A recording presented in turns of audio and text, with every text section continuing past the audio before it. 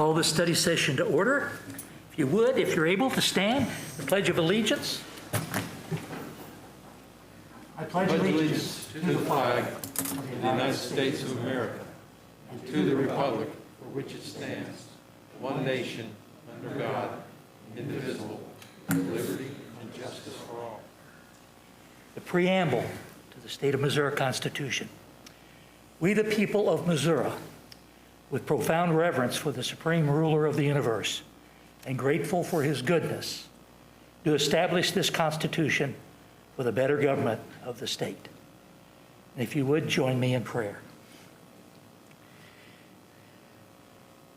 Lord, thank you for just letting us stop and seek you. Thank you for giving us the gifts of discernment. Help us with our wisdom. Lord, we just ask you to help us with truth.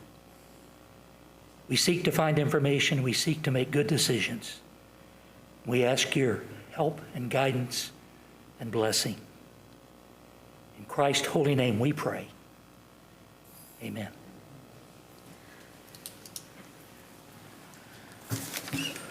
Thank you. Roll call, Madam Clerk. King. Here. Whitus. Here. Simmons. Here. Akers. Here. Gaines. Here. Milton. Here. C. Here. Your Honor, you have a quorum. The agenda today, discussion of the ordinance 2020-0072 pertaining to face coverings, public spaces, and the spread of communicable diseases. Chris Lebeck.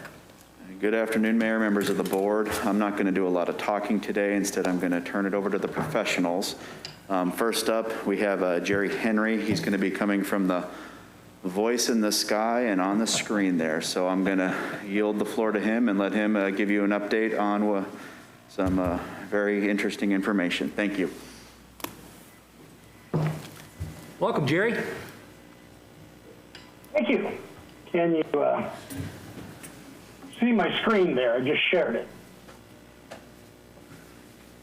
Yes. Yeah, they can see it, Jerry. They can see it? Thank you very much. Okay. And I'm just going to jump right in, guys. Well, good afternoon, number one, and thank you for giving me the opportunity to share a bit of your time this afternoon. I know you have a lot of things on the agenda, and I appreciate the opportunity to discuss a few of the key takeaways that we have learned from the Branson Recovery Research Series that we have been doing throughout the summer months.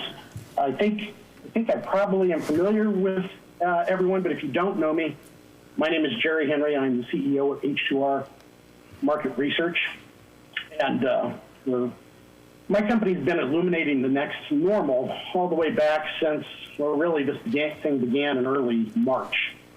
We've been doing studies virtually every week because we recognized early on that consumers' attitudes, their beliefs, their behaviors were changing very, very rapidly, and we wanted to at least stay in tune with that and measure the ebb and flow. Also, early on, been working with Branson to do the same thing. We launched our first study in May.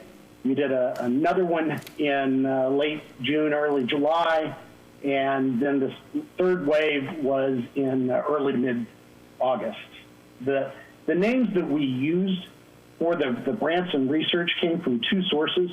One is known visitors, where we collected the email address through the use of our intercept research over the past 3 years. And so these are visitors that the way we got their email addresses, they provided us while they were actually visiting Branson. The other source is the e-subscriber list from the Branson CDB. These are enthusiasts that like receiving information on Branson on a regular basis, and most of which visit at one point or another. So it's safe to say that everyone in this study is a Branson enthusiast, and we will have some data points that will compare to nationwide trends as well as we go through.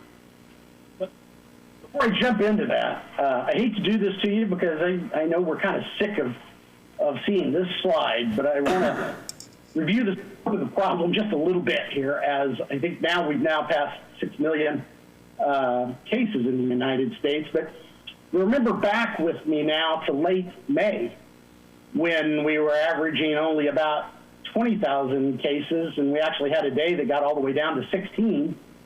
And we were starting to think, we may have this thing licked. We were feeling pretty good.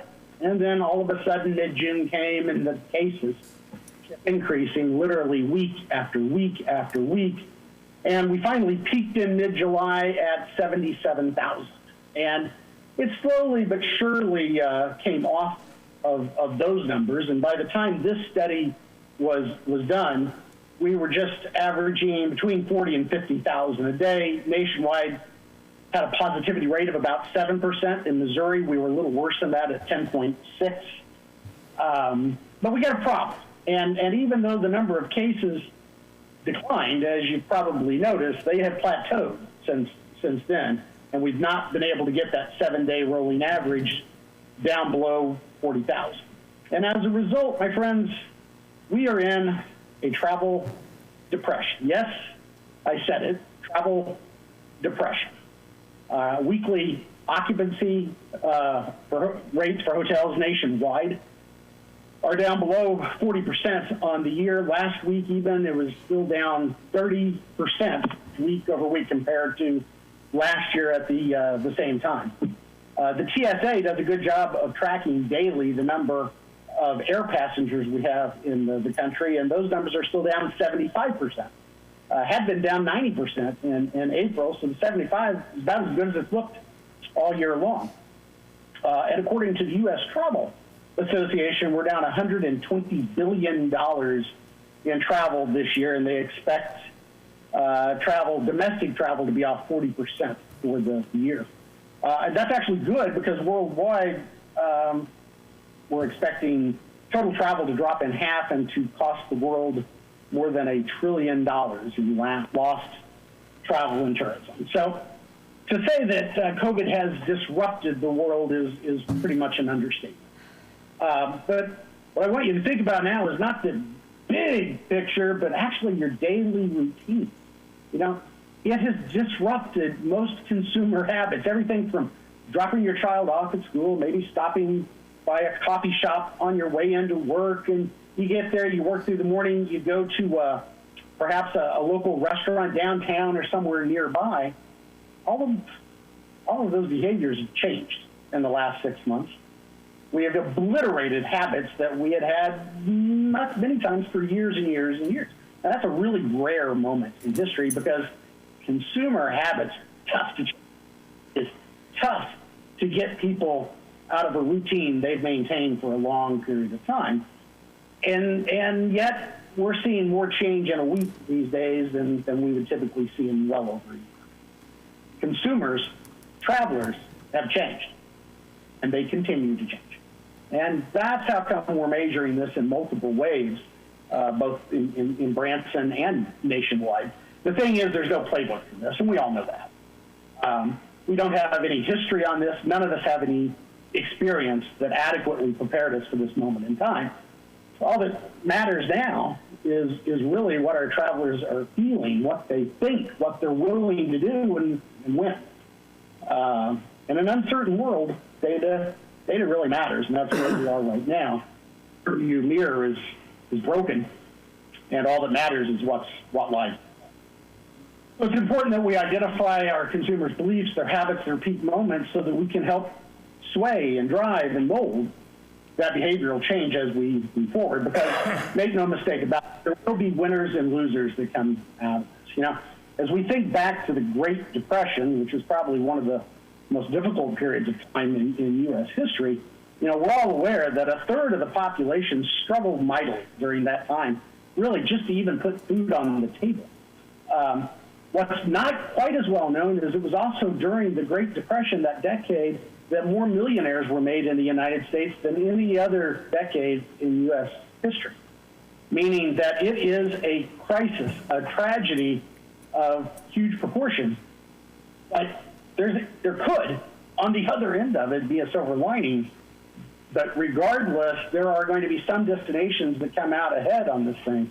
And there's going to be some destinations and brands that do not. And I think our goal is to make sure that we end up on the right side of the ledger. And that's why we do these studies.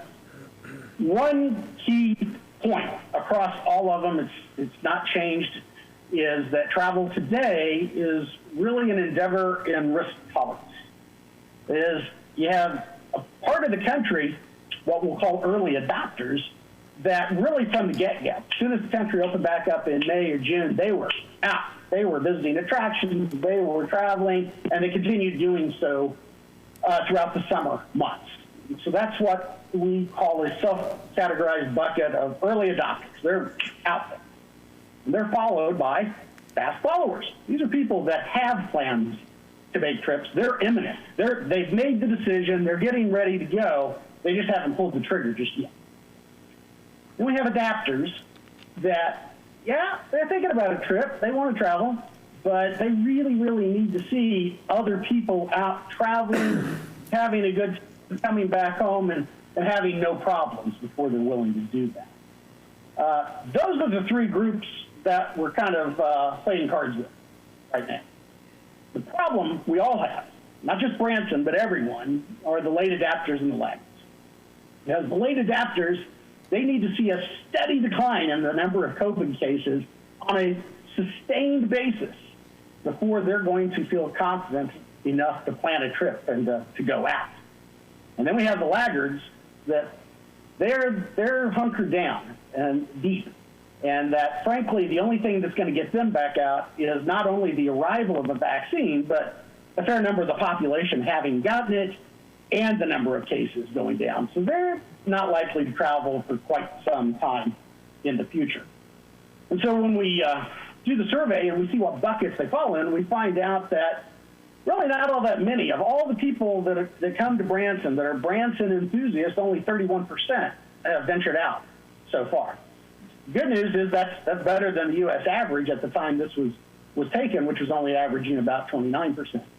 Good news is we have quite a few fast followers. Remember, these are the people that have the plans and their travel is imminent, and that's compared to 16% nationwide. So again, Branson's in pretty good shape in that we got a number of fast followers ready to come and a comparable number of adapters. And these are, as I said, that when you compare this to their intent, these are the folks who are most likely to be traveling still in 2020. Problem is that about 4 in 10 of Branson travelers are hunkered down. They are the late adapters or the laggards. 19, about even numbers, so about 19% in late adapters, 20% in laggards. And the thing is, it's really not the calendar. It's not a clock. It's not time that's going to move these folks. It's the number of COVID cases.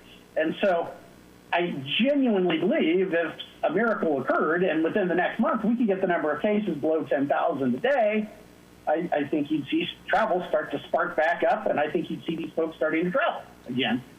But I don't think most consumers certainly don't expect that to happen quite that soon. Neither do most experts. Move on to mask chaos, because if anything, what we've had in this country over the last 6 months is definitely some mask chaos. That is, masks have proven very, very divisive. There are those that believe we need to be wearing the mask and that will protect us, and more importantly, it'll protect other people. And then we have those on the other side that are against the mask because they may either have a health issue, it could be a religious issue, or frankly, they may just feel that it's their right as an American to make that decision for themselves. They got a brain. They can determine when they think they ought to put the mask on or not. The good news is where at one point we were really, really divided on this issue. Most travelers now say that they favor the mask mandate or at least don't oppose it. That is, 84% of the folks that we interviewed said that they are either more likely or just as likely to visit a destination that has a mask mandate in place.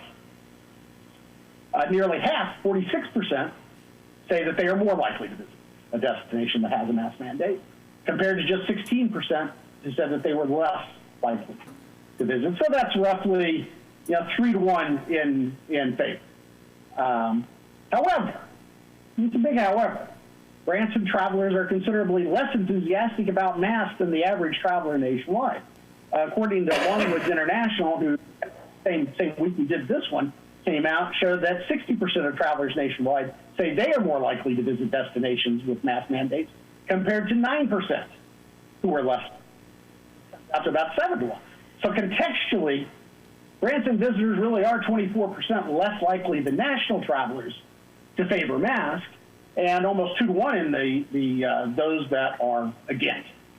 But you still got more on the side that tell us that they are more likely to visit than less likely. You got the 46% that are more likely. You got 38% right on the fence that say it doesn't matter to them, and then you've got the 16% that say no way. You put a mask mandate in place, I'm not coming. So what changed over this period of time from certainly June through August? We have seen affinity grow in a variety of ways. And so I thought it's worth looking at this information too. And number one, people, our customers, Branson travelers, have been wearing masks far more frequently in their own homes, their own communities, than they were back in June. In June, 62% said that when they went out, they would carry a mask and they would put it on in public if they felt they needed it. And by August, we got another 23 points on top of that, up to 85% that are wearing masks in home. We also asked, do you plan to wear a mask if you visited Branson? In June, that was 56%. In August, that had jumped to 77%. Ask a different way, do you plan to wear a mask when you went into a theater, an attraction, a restaurant in Branson? About the same, 58% in June, 74% in August. And then ask again a different way, are you more likely to visit Branson if masks were required? It was 42% in June, jumped to 57% in August. I think I know why, or I think I have a hunch why the mask affinity, it's still diversive, but not quite so much. And that, number one, that the virus itself is much closer to people than it was before. Back in June, only about 31% really knew someone who had been impacted by the virus. Either they or somebody in their family tested positive, or they had a friend that tested positive, or they knew someone who had been contact traced because they got around somebody that had COVID and they were being quarantined at home. That 31% more than doubled to 64% by August. And I guess I'm in a testament to that too, because back in June, I didn't know a single person who had COVID, or I didn't know anyone that had even been quarantined as a result of it. But today, I know quite a few. So I think for me personally, it's gotten closer, but also to more than half of 64% of Branson visitors, it's gotten right outside the doorstep. The other issue is we just don't really trust other people very much. Matter of fact, nearly half say they don't trust others to act responsible in any way, shape, or form. And about 24% are, kind of depends on the situation. Only 30% of Branson visitors trust other Branson visitors to act responsible. That is I would interpret that as to wear a mask when you were in congested areas and take the mask off when you're not. Problem is, we just don't want people to do that. As a result, and remember that during most of this time, the cases were soaring, and we had an extremely high correlation, a negative correlation. That is, as the cases went up, intent to travel nationwide and in Branson was plummeting. It was at 87%. I got to tell you, that is the highest correlation I've ever seen outside of a laboratory that was literally studying it in a marketplace for just two variables. And the R-squared of 64% is even more remarkable. And I know, I can see you rolling your eyes, I would too.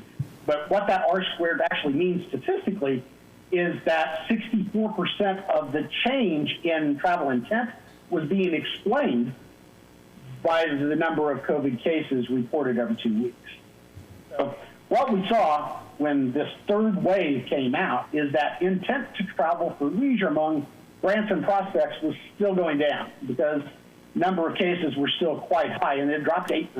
So in June, 53% of those that we talked to said that they were going to travel for leisure. And by the way, this was just in general, travel for leisure anywhere. By August, it was down to 49%. And then, of course, we also asked about Branson, and we asked it in a variety of different ways, in 3-month increment, in a 6-month increment. How about just in 2020? Every way we asked it, it had continued to slip down by mid-August. I will say this, though, because we're doing this nationwide at the same time. That was parallel with the rest of the country when this came out. Since then, though, you probably noticed the number of COVID cases have come down, and intent shot right back up. We're in the process of doing a way forward to hopefully capture some of that. When we did this one, we were still at pretty high numbers, which meant intent had slipped downward. Not huge, but had slipped downward from where we saw it in early June. What stops folks from traveling? What are the barriers that prevent folks from getting out that cause them to be the laggards or the late adapters or others that haven't traveled yet? Number one reason at 67% is that they fear that destinations will not take the appropriate actions to keep travelers safe. Number one fear, number one reason that they won't travel. And not too far from that is that not having dining available when I come to the destination, and other guests, other travelers, other customers getting too close to me in a way I can't avoid. All of these, though, are COVID related to today.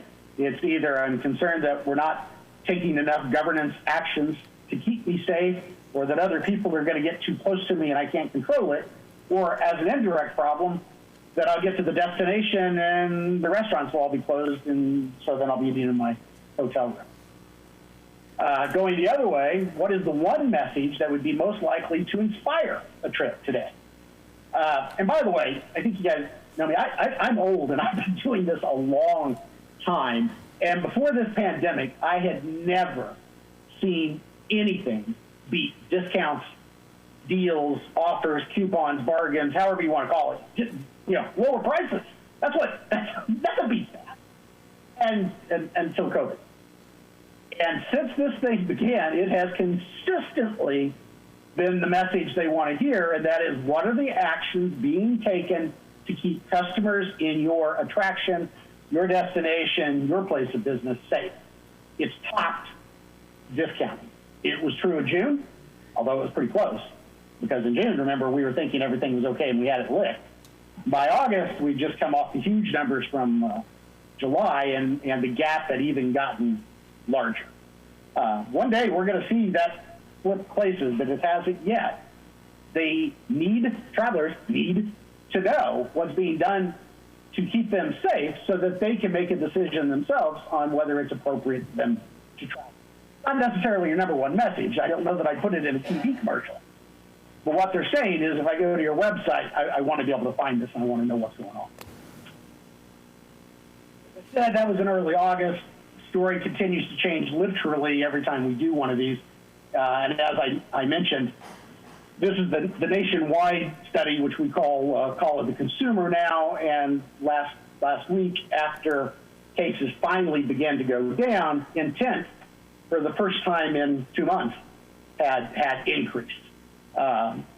Spoiler alert, because we're just launching our next wave, our latest wave, literally this afternoon, and it's nationwide. It's bent back down. Still higher than we saw in early August and July, but not quite as high. The question at this point, is that a change of seasons? Is it the fact that we hit a plateau in the number of cases? We don't have that answered yet, but what we do know is the world continues to evolve, and that we all, most of us, have some degree of concern about the virus. But wait, there's more. We've also begun doing the intercept surveys in Branson again, and so I think it may even be, it's as relevant, if not more relevant, or what are the people that have come to Branson, what are they doing What are they like? What are they seeing? And so I put this slide together to show what's up and what's down of all the folks that have been coming to Branson. So what's really up is outdoor recreation activities, whether that's, hiking and biking or boating or swimming, outdoor activities.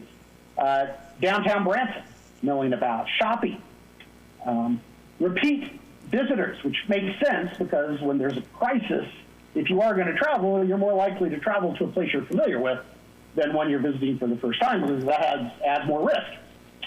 Families are up, families with children. Length of stay is up. Interesting. Income is up, and I can tell you that's true everywhere so far that we've looked. Spending is up, even Net Promoter up a little bit. What's down? Well, that would be groups. Groups are down. Timeshare trippers that are coming in because of a timeshare-related phone call or marketing or what have you. Decision time, well, it's down because people are a little bit closer in than they might normally be at this time of year. First-time visitors are down. Those staying in hotels are down. Vacation rentals, on the other hand, are up a little bit. Number of shirts are down, and age is down because younger people, a little bit more likely to be one of those early adopters that we talked about. Same thing with families, summer visitors. On the other hand, the ones that tend to be the fast followers are ready to get out, they tend to be adult couples over 55 and fall travelers. So every month, and I think you're aware of this, we've had a model for 20 years that is based on empirical data that comes from tax revenues and STR room demand and what have you. And regardless of what you think of each source, at least it's apples to apples, measured the exact same way for 20 years and measured the same way by month. And while this is still unofficial because it can always get adjusted a little bit, it's an ugly picture. But it's ugly everywhere in the United States. Through June, we're projecting we were down 42%. And honestly, that's about average nationwide. For Branson, 1.6 million visits off. And it's more fun to look at this in an interactive instead of a PowerPoint, but I would call your attention to what are some of the biggest markets that are driving visitation this summer. It's Springfield, Kansas City, St. Louis, Little Rock, Fort Smith, Tulsa, Joplin, Oklahoma City. You see a theme there? They're all places that are fairly close in to Branson. And yet, that's really not what surprises me, because early on, Rachel and I had talked about the fact that, crisis like that, you got to believe everybody's going to stick pretty close to home. So this isn't surprising. What's surprising to me is those that live beyond 100 miles and how well we're doing there, or even beyond 300 miles. Yes, it has decreased significantly, but still, Branson's getting 22% of its visitors from beyond 300 miles. That was 32% last year at this point, but that's only a 10-point loss. So two ways of looking at it. One, the majority really are coming within 300 miles, and that is up 10 points. That's a lot. But we have held on to nearly a quarter from beyond 300 miles, and that's a heck of a lot better than a lot of other destinations. This slide at this point doesn't mean anything because virtually every market is down.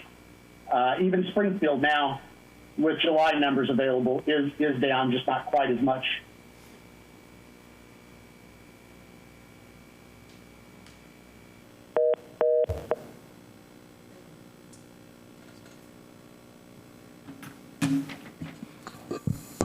Mayor, we're going to have to pause the meeting just a second. I'm so sorry. I'm not sure what happened with our phone call, but Take a pause while we reconnect. it got dropped.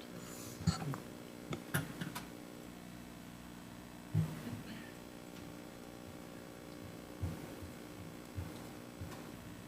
looks familiar.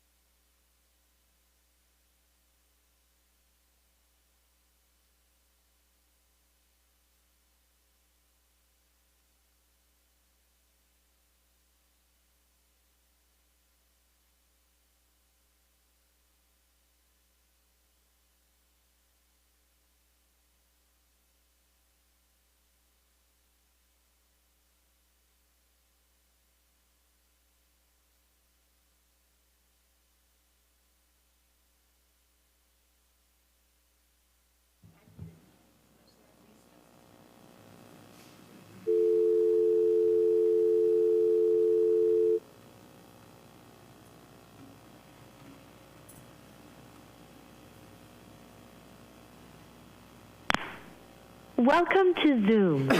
Your meeting ID.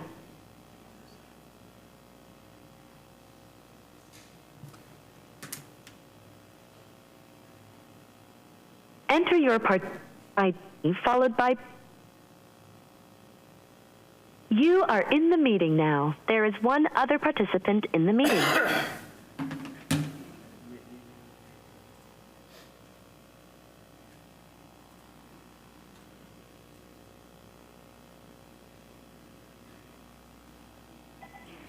Good. So I will share.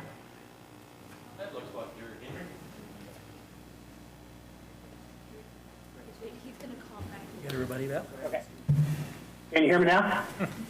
We can hear you Commercial now. there. Good. Before we need to open the meeting again. We actually shut down the meeting and took a recess, and so now I'm going to bring us back. Call the meeting back to order. Do you need to? No, you're good. That's all I need. Thank you. Okay, all right. Technology is great, isn't it? It works well, it's great. All right, Jerry, thank you. You ready to go? Thank you. I apologize. I've never had that happen to me. I've done a bunch of these in the last 6 months, but that's the first time I've been totally just dropped. I don't think we cut you off. I was about. Well, I apologize for the need for the recess, but the good news is I just have a couple more minutes and we'll All right. be here. This slide, I don't know if I made it through that or not, really is just to show you that it's Springfield, Kansas City, St. Louis, Little Rock, Fort Smith. There's a theme there, and these are all regional markets for Branson, which is no surprise. That's what we expected, is that markets closest to us were probably going to be the strongest this year in the middle of a pandemic. It's the next page that I say it's the, man, I just can't win for losing. There we go. It's this page, which is blowing it up a little bit, that really surprises me.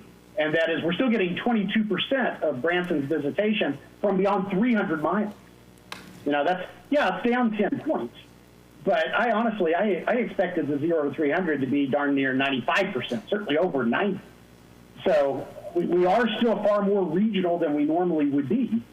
But we're still getting folks from a long way away. Given the circumstances, pretty amazing.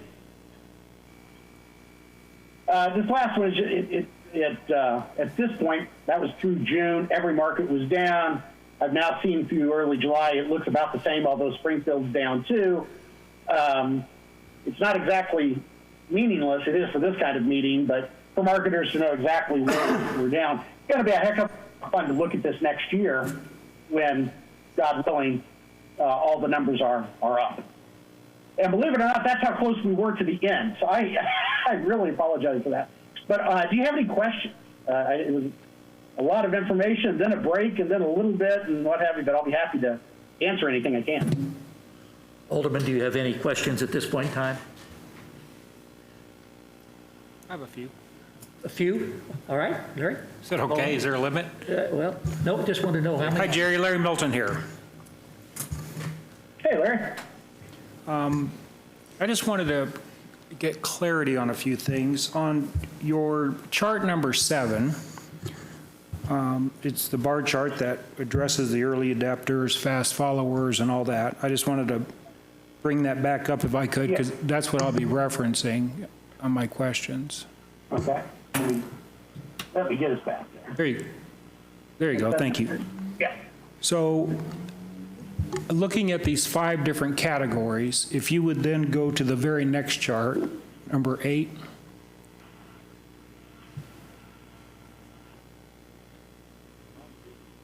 Eight disappeared. It said mass chaos. Yeah, but I don't know why it did that.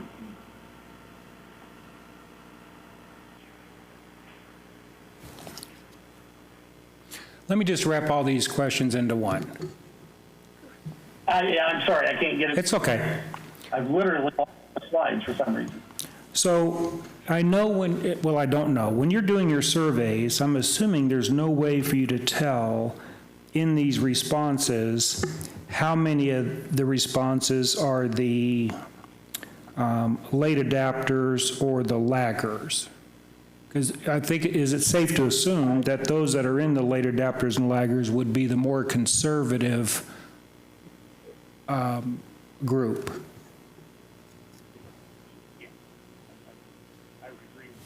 As they're taking the survey, no, we have no way to know who's going to. I'm sorry, we lost answer your audio. which- Jerry, I'm sorry, we lost your audio. Would you start again, please? Can you hear me now? Yes. I'm back. Yes. Okay. As they're completing the survey, no, there's no way to know. When we send out the emails, there's no way to know how they're going to respond because it is a question embedded in the survey. After they've responded, of course, we know who said what. But I would agree with you, Larry, that in general, the late adapters and the laggards are certainly more conservative as it relates to their travel and their health. They tend to be more concerned about the virus, and they're more likely to hunker down in a variety of ways than, say, the other segments. Okay. Thank you for saying that. That's what I assumed. So when and I know your charts aren't working, on chart 9 where it says more likely to visit, and we had those percentages, the same question, if the late adapters and laggers, they may say they're more likely to visit Branson, but they're not the travelers. I believe in one of your early studies, Jerry, you mentioned that those that are more fearful and more concerned about the masks are less likely to travel than those that aren't. And so I guess my question is it a fair assumption that the late adapters and laggers in the survey are the ones that would say they are more likely to travel to Branson even though they're not traveling?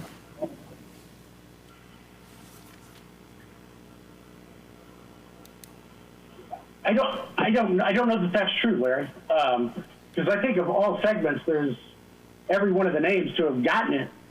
They had to be a pretty big Branson enthusiast, and also when we cut it and looked at it by list, the known visitors over the last couple of years and the e-subscriber list, the results were very, very similar. And so just from the list of actual visitors, it broke out in a similar fashion, and those were people that the only way we got their email address is they were standing in Branson when we got it. So I don't know that I would necessarily agree with that. I think there's a fairly good representation of true Branson enthusiasts in every segment. Okay, let me phrase that question a different way. If I was a respondent to the survey and I fell into the late adapter or laggard category, and I was a frequent visitor to Branson, my intent may not be to travel, but if I'm asked the question, would you be more likely to travel if Branson mandated masks? My response would be, yes, I'd be more likely to. Now, I'm not traveling, but yes, I'd be more likely to travel if they mandated masks versus not mandated masks.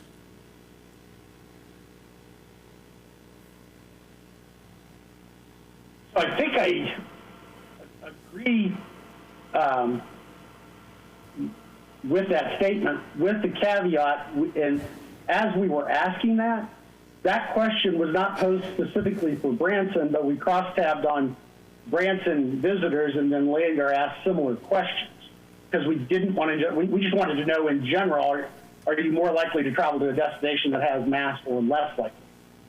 I think it was on. It was either on 9, yes, chart 9 and chart 12.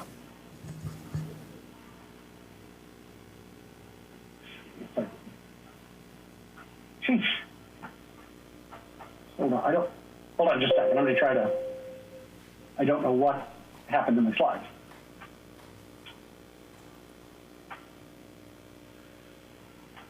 Larry, where are you seeing the chart numbers? Right there. 9 and On 12. the left side. Yeah. see a chart number. I don't see a chart number. I was just, Ed, I was following on that left side up there on the screen. Oh, okay. There's 9.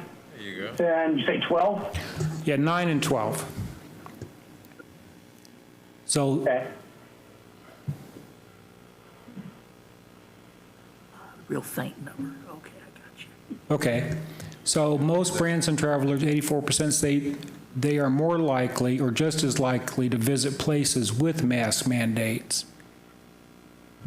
Yes. But what we don't know is how many of those respondents were in the cautious categories, the late adapters and the laggers. Right? They'd be more likely to travel if there was mask mandates, but that doesn't mean they're planning on traveling. They would just be more likely to travel if they were going to travel. Yeah, I'm just trying to think if there's any. You are correct. What I'm questioning Oh, myself. sure, he cuts out when I says I'm is there- correct. Yeah, repeat it. Yeah, I don't disagree with that at all. My question for myself is there any way then to break that down? And I don't know that we had the questions to do it. I mean, Larry, I'm going to have to look. I just don't have a good answer on that one right now. I understand what you're saying. Is it possible? I think I understand.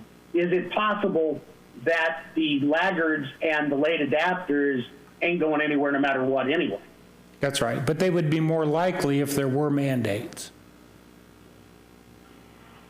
Right. And I think if your chart's working, if you scroll down 2 to number 12, I think the same question applied.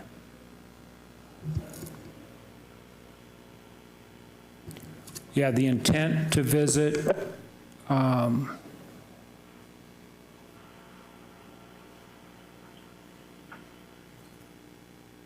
Intent definitely went down yes, as the summer went on. But that was true of every segment.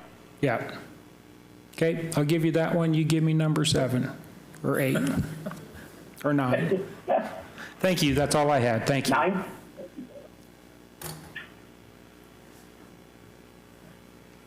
Jerry, I'm sorry, Jerry, I said that's all I had, you're back in charge. Oh, Thank you. Jerry, this is Bill. I had a question for you. Have you done similar surveys for other vacation markets that you can compare us to? Are we similar as far as being down and getting similar answers or similar responses for surveys? Or are we anomaly in this? yeah, you're really not an anomaly. We have done them literally all over the country, including a national one that we've broken out by region. And I would say the Northeast is its own little world. But beyond that, I don't know that I've seen anything that I thought Branson was an anomaly. For the most part, I thought Branson's a little bit more likely to get travelers out there because we attract an entertainment traveler that wants to come. But in general, I didn't see anything that Branson was going left when the rest of the country or other destinations were going right. Were the responses as far as people wanting to do stuff outside or outdoors versus indoors similar, or were we an anomaly on that? No. It is, actually, I was surprised as many people said that they would be willing to do indoor activities, but in general, everywhere since this opened, there is a skewing more toward outdoor, rural, closer destinations and activities of all kinds. And that's true in the Northeast even. Anywhere you go, there is a bias toward outdoor activities, smaller parts of the country, less populated, less virus, if you will, closer to where you live. That's true everywhere, because I don't think that's a destination driven. I think that's a human fear that when there's a crisis, you tend to want to do whatever you can to avoid it, to make as good a decision. Think mom wanting to make the best decisions she can, as possible. And I think those are all things that we would have predicted. The only thing I wouldn't have predicted, I really thought 95% of Branson's visitation would be from within the 300 miles. And I am seeing that most other places of the country.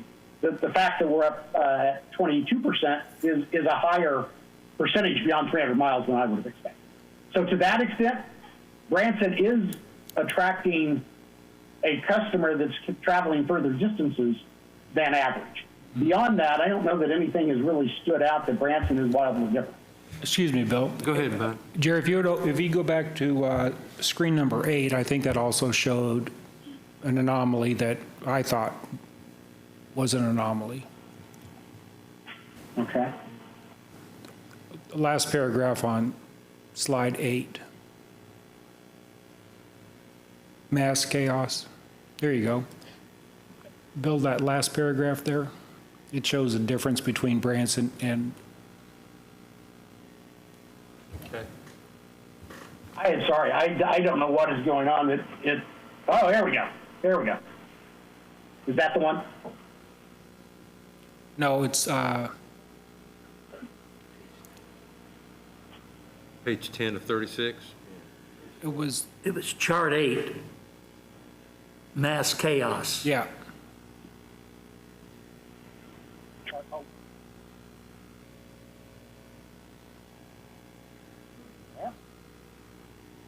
There you go. Whoop. There you go.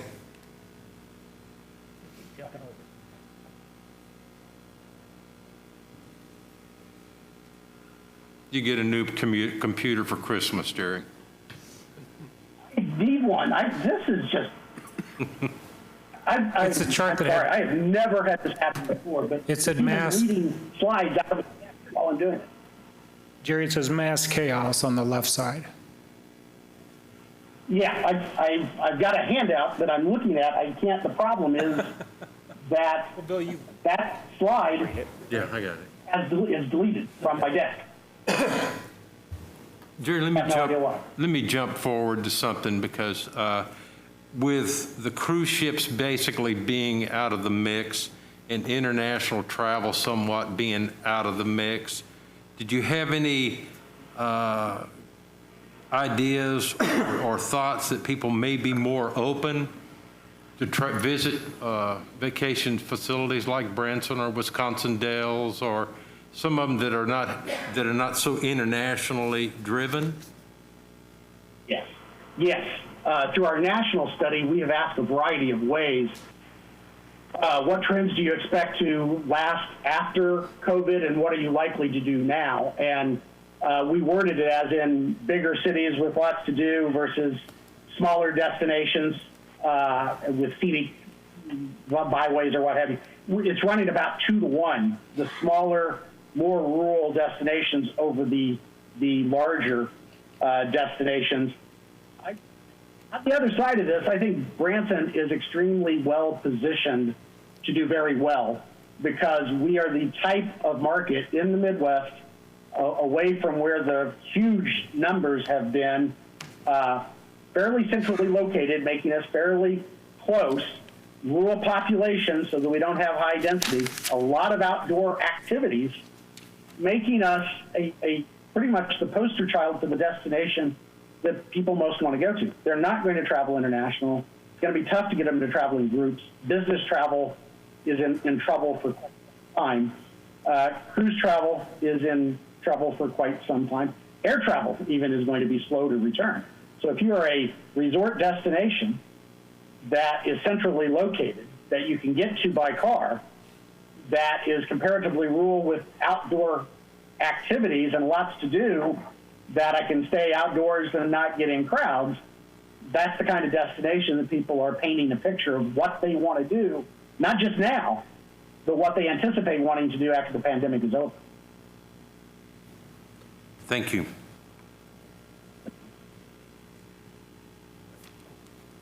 Are we ready to go on?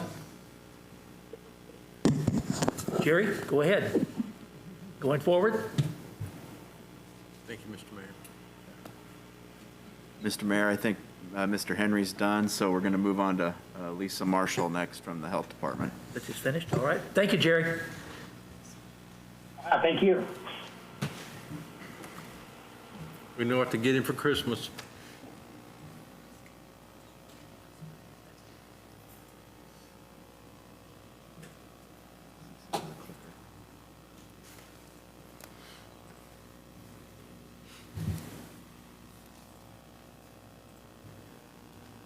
Good afternoon.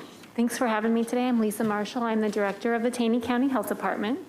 Today, I'm here just to present you an update of where we're sitting from our numbers standpoint and just kind of what the health department is seeing overall.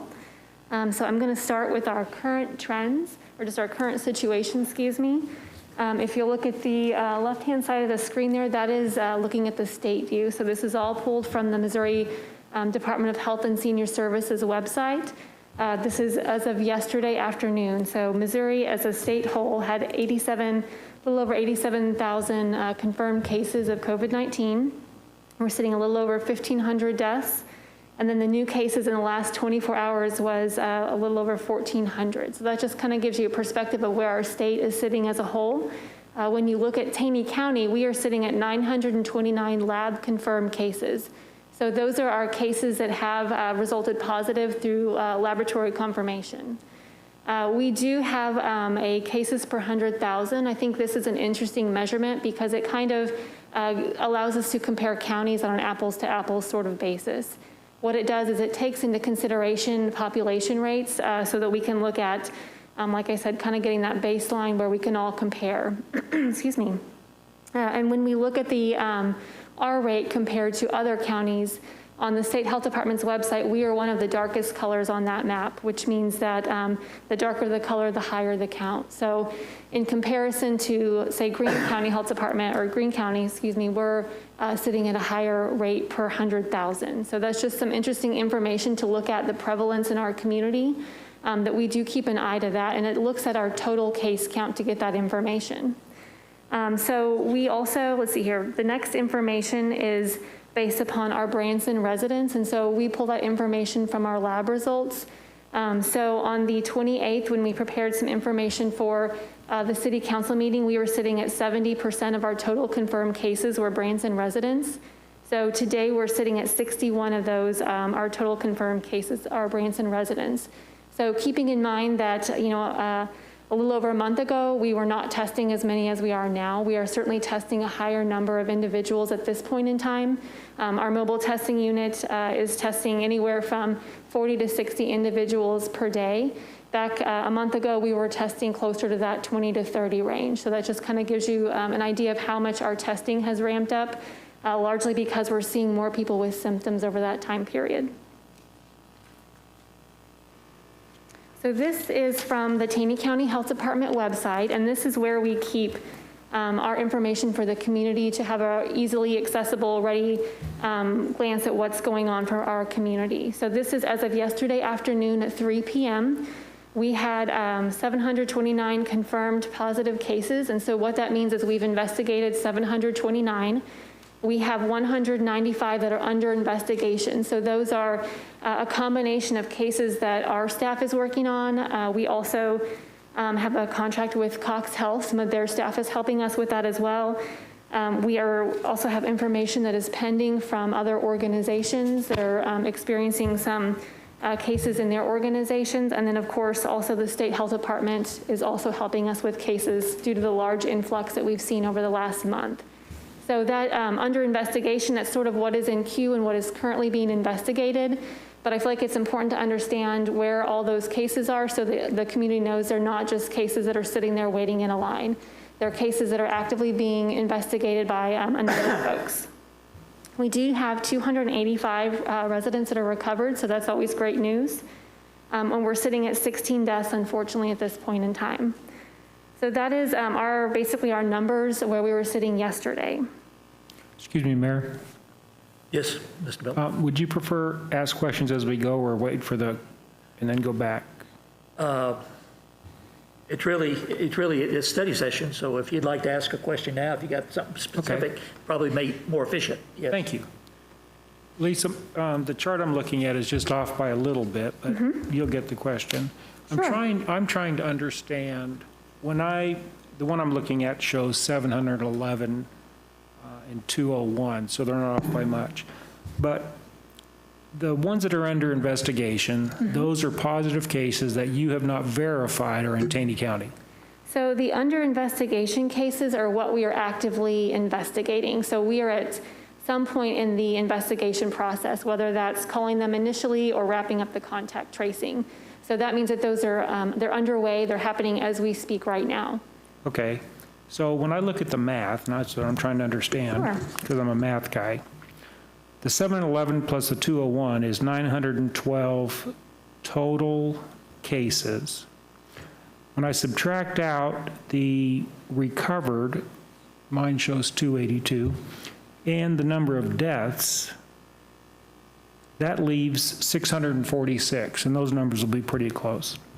So am I doing the math right? That would say that there are currently today 646 people with COVID, with active COVID. They haven't recovered, they haven't So you're asking our active cases. active. Okay, so that's information that we're actually working on right now.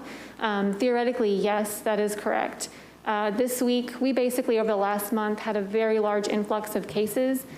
We've seen those cases, new cases, calm down over the last, I would say, the last week or so. And so this is a week that our team is taking to really fine tune our data, make sure that we have all of our ducks in a row, and make sure that all of our information, like you're saying, is adding up. And so we're just double checking, reconciling. We don't have concerns about our overall total numbers or those that are under investigations, but we are just reconciling, taking this week to reconcile everything because we are basically preparing for future waves of COVID-19 to hit our Sure. community. So we can pull that for you. Just today, we're still reconciling that number specifically. That's okay. So as you do the reconciliation, I just think it would be a benefit if you added to this list. Absolutely. It would just say active cases, Yep, right? absolutely. Thank We you very certainly will much. take that into consideration. Thanks. Lisa, just got a real quick question Sure. for you, and you may address it, so I'll put it off. And I'm only going to give it as an example. My dad had acute myeloid leukemia, and that's what killed him. But on his death certificate, it showed myocardial infarction. We know what killed him. It's not what was put on the death certificate. Are we dealing with anything like this in our deaths? Because I've heard many things throughout Facebook land and in discussions. Well, COVID didn't kill him. They had an underlying. Well, Dad had acute myeloid leukemia. That's what killed him, but the doctor put a myocardial infarction on the. So that's an excellent question, and we're seeing a lot of that in, we'll call it Facebook land as well. The Taney County Health Department, we do not code deaths. So basically, we get that information from our coroner's office, and when an individual passes, their physician codes their death a certain way, and there's a specific code that is for COVID-19 related deaths. So the coroner double checks that, and then also the attending physician is the one that actually codes it. So how we confirm in our office is basically we double check our information with the coroner's office, and they verified it's a COVID-19 death. We also can cross-reference it to make sure that we have a COVID-19 lab that links to that individual. So for us, we double check it because we want to make sure it's not one or the other, because we certainly wouldn't want to report something that wasn't accurate. So we double check, we work very closely with the coroner's office, and we just recently, we did have some difference between what we had and what the state health department had. So we just did a reconciliation with them as well. I think they have us reported at 14, so we have some information that's pending in their system that would take us to this 16. But at the health department, we are not coding deaths, and we only report what we hear back from, we get the green light from the coroner's office, then we cross-reference and double check in our office and move forward from there. Thank you. I'd like to follow up on that if I could. Sure. I don't get involved much with social land, but the CDC actually came out with a report that said 6% are actually caused. Do you have any input? Because obviously that's causing a big stir. Yes. When I read it, what it said to me was if somebody was gravely ill, given a short period of time to live, from whatever their underlying causes were, when they passed, if they also had COVID, it showed up as a COVID And so obviously, I mean, the word out there, and I'm not sure CDC meant to put out the message they did, because the headline was 6% of all deaths are caused by. Sure. I'm glad you bring that up. That's Okay. a really excellent point. And we spoke to this earlier this week on one of the radio stations locally. It's a great question. So basically, we have said all along that individuals that are high risk are going to be those that are 60 and above, those that have underlying chronic conditions, those that, pregnant women as well, those that have other underlying health issues. So in all honesty, that should be no surprise that individuals that ultimately die from COVID-19 have more than COVID-19 on their death certificate. Should be no surprise.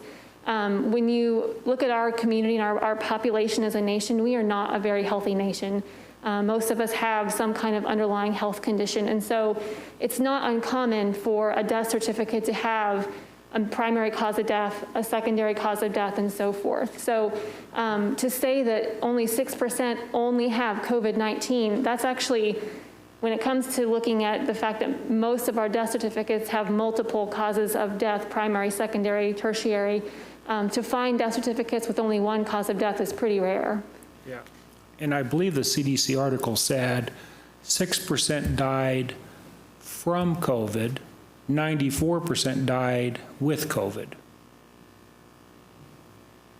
So I think that would go back to however your attending physician coded that. So I know that there are specific parameters, and we don't deal with the coding of that, so I can't really speak to that knowledgeably. But I know there are specific parameters around the use of that code.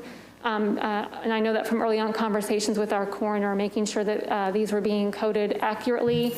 And then the state health department also kind of triple checks to look more in depth at some of the medical information around the deaths to make sure that it's not, say somebody that died of a gunshot wound but also had COVID, so it was coded COVID. That's obviously not a COVID-related death. So our state health department is double checking that, which is why there tends to be a little bit of a lag in their numbers compared to what the local numbers have, because they're also double checking at that level as well. Sure. Do you think this would be a better question for our Cox Hospital representatives? I think perhaps, and also maybe our local coroner's office could speak to that a little bit more. We just don't have anything to do with the coding of the deaths. We more handle the test piece, the prevention piece, and just the education piece for the community. Mayor, I'd like to request if we could get either Cox or the coroner maybe, because I know that's a real hot topic right now, and if we can get them maybe at our Board of Aldermen meeting just to educate us. That's an option, and I believe we're going to hear some information that may answer some of your questions. Today? Perhaps, I don't know. Okay. I don't know who all's here, whether they have the answers yet, but obviously data is something that we can go get and ask to be reported to us. So continue onwards. So the next thing I'd like to talk about are just some trends that we're seeing. We were able to work with the state health department. They pulled some information specific for us. I'd like to start with this piece here. This is looking at our entire state. When we initially started talking about COVID, we really anticipated seeing our highest impacted groups to be those that were at the high risk, so 60 plus, underlying health conditions, chronic conditions. But across the state of Missouri, we are seeing that the largest impacted group is at 20 to 24 age group. So really that's our folks that are working likely. And we ran these numbers specific for Taney County several weeks ago, and our information was pretty similar. That's one of those things we intend to pull just as we're digging through our data a little bit deeper this week. But we also are starting to see across the state, and Taney County is no different, that our 18 and under age range is starting to be impacted at a higher rate than they have been. And so this is pretty telling as far as who's impacted across the state, and we think that Taney County is really pretty similar just from what we've seen historically with our county. So I think that's just a good piece of information to see that it's not only our elderly and our high-risk individuals that are being impacted. It's also that age range of 20 to 24. So this is some information the state health department pulled for us, and this is basically our 7-day rolling average. So a 7-day rolling average, it accounts for the extreme. So it basically takes the last 7 days and averages those out so that you don't have your extremes impacting that. But this is going to be the 7-day rolling average of our new cases. So as you can see, we've got the date that the face covering ordinance took place on July 31st when it took effect. If you see that orange line, that's the 7-day rolling average trend line.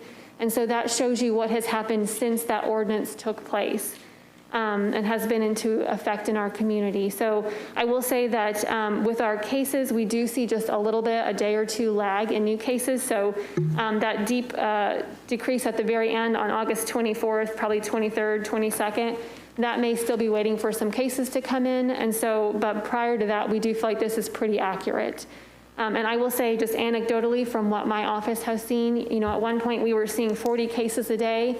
We are now down to seeing maybe 10 to 15 as kind of an average of what we're dealing with on a daily basis currently, which is great news for us. And like I indicated, we are taking this what we consider to be probably a small window, and we're sharpening the saw so we can move forward more efficiently and work smarter for future waves. Lisa, yes, just sir. a question to go with that one. The date of this one more time is what, as of Sure. So if you see that little 7/1, date Yep. 25? Here, right here. Yep, if you see the little, I guess I'm not sure what you call that, kind of a thought bubble. It I says see. 31 July. So that marks when the face covering ordinance took effect. And if you follow that orange trend line, you can see prior to that, our cases were increasing rapidly. And they've sort of leveled off and are now declining. So that shows that our new cases are not coming in at the rate that they were. So we were seeing anywhere from 20 to 40 new cases every day for about 2 to 3 weeks there. And now we're seeing that closer to 10, 15 on average over the last week, I would say. So you can follow that orange line and actually see that line where it was going up. The ordinance took effect, it's leveled, and then it's decreased. My question was going to be twofold, and some of this is speculation on my behalf. The manner of the number of backlog cases right now is what that haven't been? So we're currently under investigation is 195. So what I would say though is that this information comes from the state health department. So this is not taking that under investigation into effect. That's more of an internal labeling that we've given that. This is looking at how many cases the state health department has sent us, basically. So, and those are all lab confirmed. They're based upon information we get from laboratories around the state and around the nation. So this is what the state health department has as the new cases, which we are receiving every day. This is not being seen in other areas that you have seen so far? Because I'm going to ask a follow-up question. Sure. So we've seen similar graphs that have come from, say, Springfield, where they have had the face covering ordinance. They also, about 14 to 21 days later, started seeing a leveling off and a decreasing of cases. So this is not an unusual trend for an area that does have a mandate of that order or has taken other measures. And the variable I'm going to throw in this is the opening of the public schools and the children that are in there. Do you have any thoughts, feelings about this curve here and what's going to happen in that, particularly with the reopening of schools? You know, I think our office, we like to over-prepare and hopefully be underwhelmed. So we are preparing for a new wave coming through with the opening of schools. Our schools in Taney County are doing a great job. They all have excellent plans in place. They're all taking very excellent precautionary preventive measures to keep their students safe. But anytime you get a large number of any type of individual, regardless of age range, in the same area for an extended period of time, you just run an increased risk. And so our schools are doing a great job, but we are preparing just in case we need to be helpful. And of course, I think we largely right now are dealing with things that we have seen happening before school. And we, of course, run into more of the challenge of quarantines right now with that age range, just because we find, you know, I'll give the example, you know, I have a 7-year-old, and I would not be surprised if she was, you know, if she hugs her teacher. So if my child pops positive, the teacher is going to be in quarantine. So just children of that age range are a little bit less aware of that distancing. And so it's not so much the cases we're concerned about at this moment, but just what does that circle of quarantine look like with interactions of young children, if that makes sense. Yeah, thank you. Just have a question on this chart from a different point of view. our mayor sent me this email with that chart on it, and I'm assuming what he was trying to show me was look at the trend that we're experiencing now. I sent it to all the aldermen. Okay. Yeah. But I mean, I think that was the message. When I looked at this, I couldn't help but a couple things came to mind. One reason I think there would be a decline is our visitor base beginning the day we passed the mandate is over 45% less than it is in the month of July, right? So I think if we had, and it goes back to your cases per 100,000, I think that's a little skewed. Actually, I'll ask your opinion. Our population is 10, 11,000. But if we're experiencing that 20, 30, 40,000 people a day that are tourists, wouldn't it be more accurate to compare, you mentioned that we're really dark on that one chart, wouldn't it be more comparable to compare to a city of 20 or 30 or 40,000, being that's the number of people that are here on a daily basis? Sure. So what I would say is that these cases are Taney County residents only. And so we aren't tracking other counties or other states as closely we are our own, because this is what we are experiencing and tasked with. Sure. So in looking at the fact that we've had this influx of tourists, with these total case counts, we are only looking at Taney County residents. So it's hard to say what that impact, how many people Sure. in Branson had COVID in one day, because we only get notified of all Branson residents. Sure, but comparing, let's say, to Hollister, if Hollister had 10,000 of population and Branson had 10,000, Branson's going to show a higher number of COVID cases for residents because of the number of people that are here. Is that fair? Could you maybe restate that? I want to be sure I'm following. Boy, Bill Skane says no. No, because some of them come from Hollister and work in Branson. Okay. They would be exposed. If it was Monette, I mean, another town in Missouri with the same population, we just have a different effect because of the number of tourists that are here. That visit us. So that certainly provides, additional opportunities for exposure. That's my point, yeah. Yeah, but So- they are not added in, they're not included in our case counts. Okay, for back to that. this chart. Lake of the Ozarks, which is in Osage Beach up in Camden County, who has no mask mandate, right? They've been on national news of, look at what you're doing, you're not doing all the right things. Their chart runs parallel to our chart. Actually, their numbers are a little better than ours. And so they've been running with no mask mandate. Their mayor, and I don't know that I brought it, their mayor announced that they get I'm going to be off a little bit, but the point is Lake of the Ozarks receives, give or take, 4.5, 5 million visitors a year. Year to date, they've had 9 million visitors, right? They can't keep their hotels, they can't keep any lodging available. All their boats are rented out. They're just ringing the bell. No mask mandate, doubled their tourists, no mask mandate. Yeah, when I put their chart, and I know you can't see this, I'm going to put this on the record and give everybody a copy. I know you can't see this, but the yellow line is 10 cases per day. This is Camden County, this is Taney County. Top line is 20 per day, and I know you can't see this, but I'm really curious on what's different with Camden County, which is out flaunting, right? We have no rules, everybody come in and play, and how their numbers compare to Taney County. So without being familiar with Camden County, my Yeah. initial question is, I'm curious what their population is. Their population, hold on. Their population is, Where's this data from, Larry? I'm sorry? Where's the data from?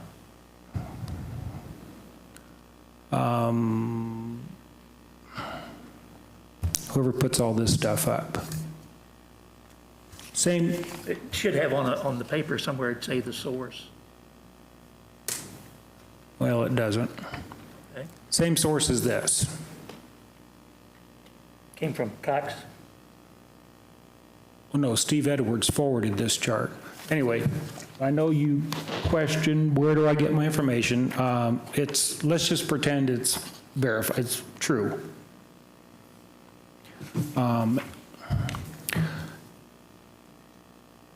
So I think it's fair to raise the question. I know we mandated masks on July 31st, so we've had the month of August with lowering numbers, but comparing that with, well, Camden County, I believe, is about, I don't know. 4,400? There you go. What's your source? 44,000. Oh, for the county is 40, oh, that's right.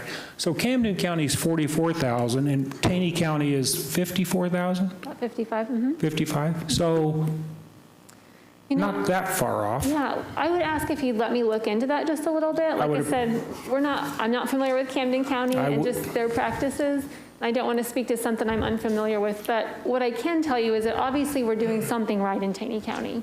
Our numbers were increasing, as you can see on all of our charts. They're trending upwards, and so whatever we're doing something right. And looking at the variables that are changing, those are the things that we're looking at. Okay, yeah, and I'm not arguing. Sure. I'm more than curious of Camden County, who isn't doing anything right. Mm-hmm. Their numbers are slightly better than our numbers. And I don't know why. Gotcha. I think it's a fair question. Yeah, we'll certainly look into it and see what we can find out, and more than happy to share back. Yeah. Okay.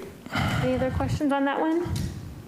No, I just want to point out, I've gone to the site that Camden County on approximately July 19th had a little less than 1,000 cases. By August 12th, they jumped up to 1,600.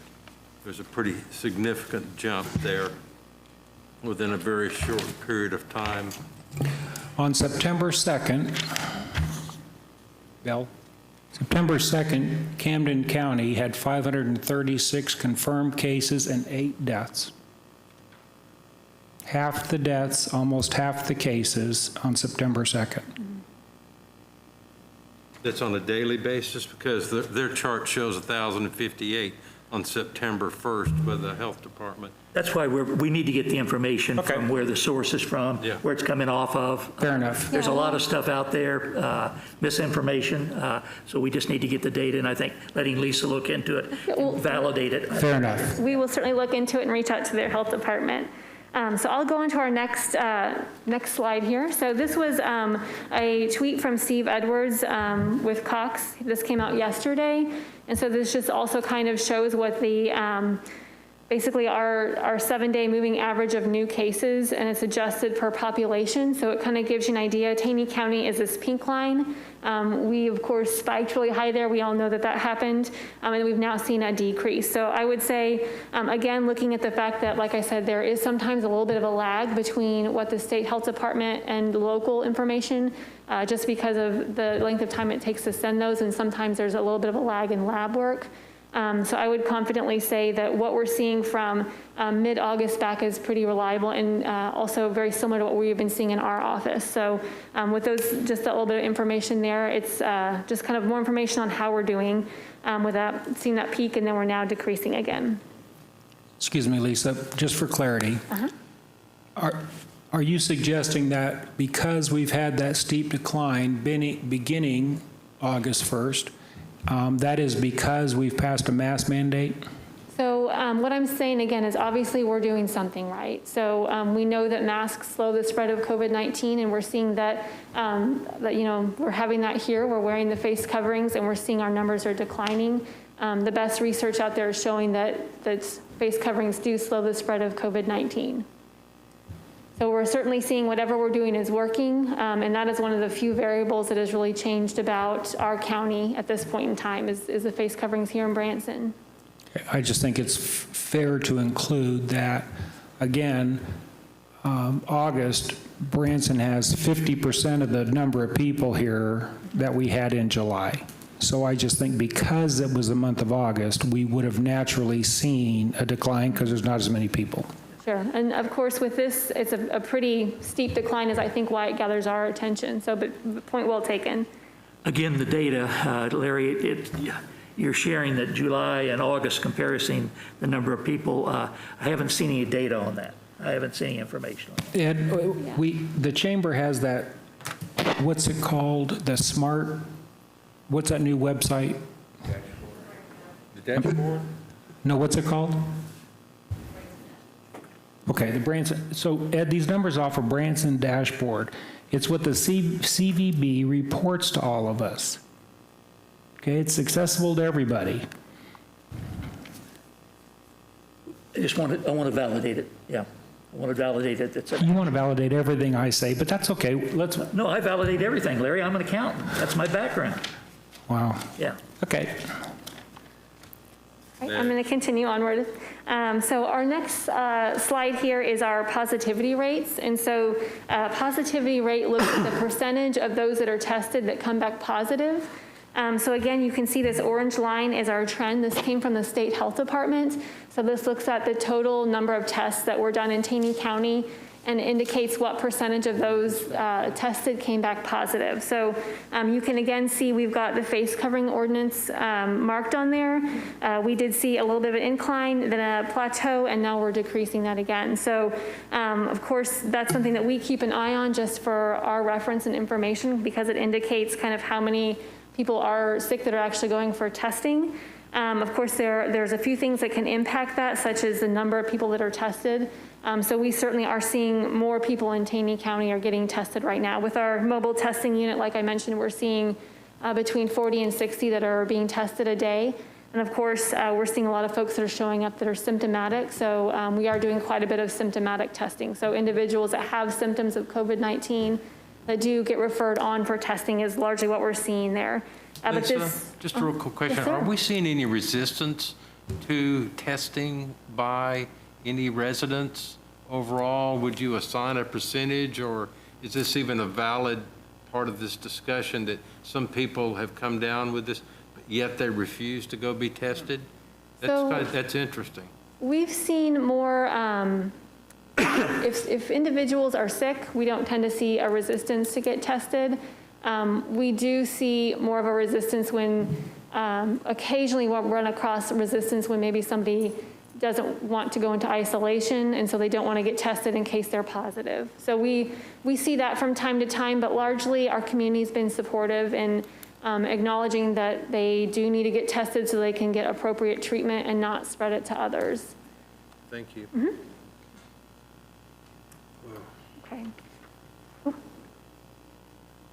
Okay, so my next slide is based around our current efforts. So these are the items that we are keeping our eye to that are above and beyond our normal day-to-day COVID work and investigations. And so the first one, as was brought up earlier, is schools.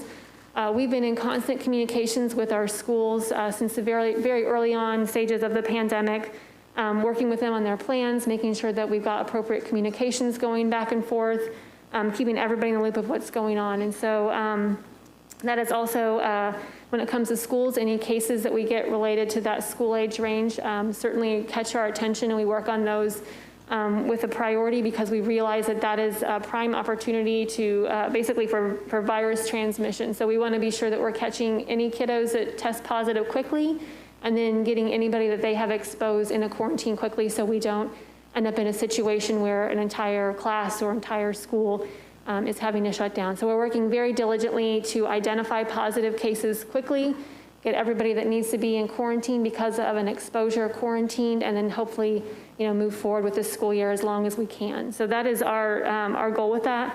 We try to be very common sense about it because we feel like that is a really important piece when you're dealing with that many individuals. We want to be sure that we're applying that in a common sense kind of way. So that has been our goal. We also are keeping an eye to our nursing homes. As we've seen, that is one of our most vulnerable populations, and just that setting itself is a higher risk group. So we certainly are working with our nursing homes, and we have been for a long time since the beginning of this, in constant communications with them. And it's kind of the same scenario. We try to identify positive cases quickly and then take the appropriate actions. And of course, with nursing homes, the state health department plays a role in testing. So when we do see positives in our nursing homes, the state health department will help facilitate testing for those organizations so that they're actually testing staff and residents on a routine basis so they can catch new positives quickly. And what we have seen is that we've kind of seen our new cases from nursing homes have slowed down quite a bit, which tells us that their infection prevention measures are working, which is good news. The other thing that we're seeing right now is business impacts. And so what we find is that a positive case in a business will sometimes impact an organization's ability to operate, because if you've been exposed, then technically you need to quarantine. And so we are starting to see just a little bit of that happening and popping up in certain pockets in our community. So again, we try to identify cases as fast as we can and then move forward from there to get everybody as safe as possible. Also with our, basically our testing, we do have the mobile testing unit, which is a partnership with the City of Branson, Cox Health, Taney County Health Department, and Mercy. And so we are now seeing, like I said, 40 to 60 individuals are testing a day. They are testing individuals that are symptomatic. So we're seeing people that show up that do need testing because they have COVID-19 symptoms. We also are seeing, over the last, I would say, week, we're seeing that we're seeing an increase in individuals under the age of 18 and under. So our children, we're starting to see more children tested through the mobile testing unit. So that's not a huge surprise with school starting, and we kind of anticipate that will continue onwards from there. So we're definitely keeping an eye to that. One bullet point I did not add, but I feel like is really pertinent, is vaccinations. I know there's some information in the news that has come out with that, so I wanted to share just what we have been told. So at this point in time, the state health department has told us to gear up for vaccinations for both flu and COVID-19. Early on this past spring, we had a lot of, is this COVID, is it the flu? Because their symptoms are kind of similar. So our goal this year, as the state health department has encouraged us, is that we need to reduce as much flu in our community as we can. So we want to see as many people get vaccinated as we can, just so we can eliminate that big, is it COVID, is it flu? Because if we can decrease our flu numbers, we can identify COVID faster and then take the appropriate actions. So we are kind of keeping an eye for a COVID-19 vaccination. The state health department basically is telling us to gear up for that. We know that there's 3 or 4 front runners that are in the 3rd phase of trialing right now, and so we're certainly keeping a close eye to what that looks like in the end. We kind of anticipate, we have been told that later this year to anticipate a first round of COVID-19 vaccines, followed by further rounds in 2021, and largely for the general public in 2021. So the state will determine kind of what the priority groups looks like on that. So we're just kind of waiting to see how that is all rolled out and what the research says when we do finally have the vaccinations that have passed trialing. So like I said, that was a bullet point that wasn't on there, but certainly something that we are hearing quite a bit of and getting a lot of questions on. So lastly, I just wanted to give a quick update on the Taney County Health Department, like how we're doing, what our operations look like right now. So we do have 2 campuses. Right now, our Forsyth office, we have our WIC operations, and our family planning clinics are by appointment only right now. So we do have some limited operations over in Forsyth, which we're happy to be able to have opened again on an appointment basis to meet the need of that side of the county.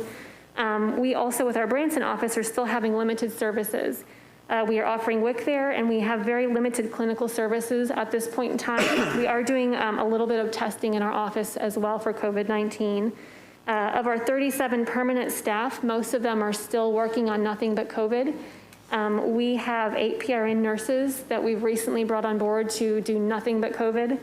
We have, as I mentioned, a contract with Cox Health with some of their nurses to help us with our investigations because we had such an influx for about a month there. And then we're also working with the state health department. We do send them cases as needed, and they work those for us also.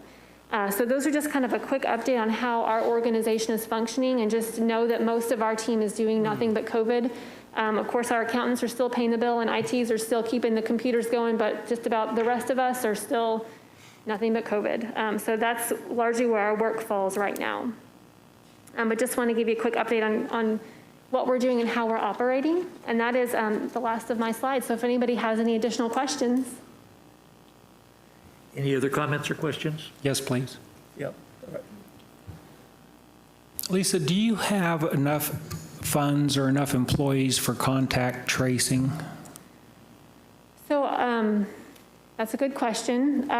We right now, because our new cases has declined, we're sitting in a good spot right now.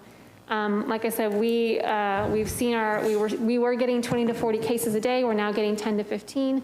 That is a manageable number for us. So we've been able to send 2 more of our inspectors out in the field to help with lodging inspections.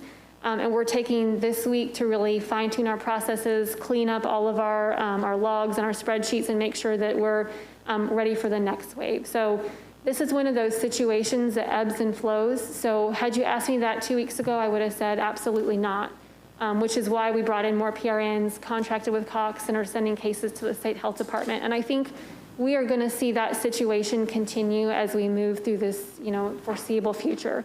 I think we've just had a wave that we're now on the other side of, fortunately. But our team, like I said, we like to over-prepare, so we're prepared for what's coming in the coming weeks. Of course, we always see I guess I shouldn't say large, but we always see our flu cases peak between those holiday seasons.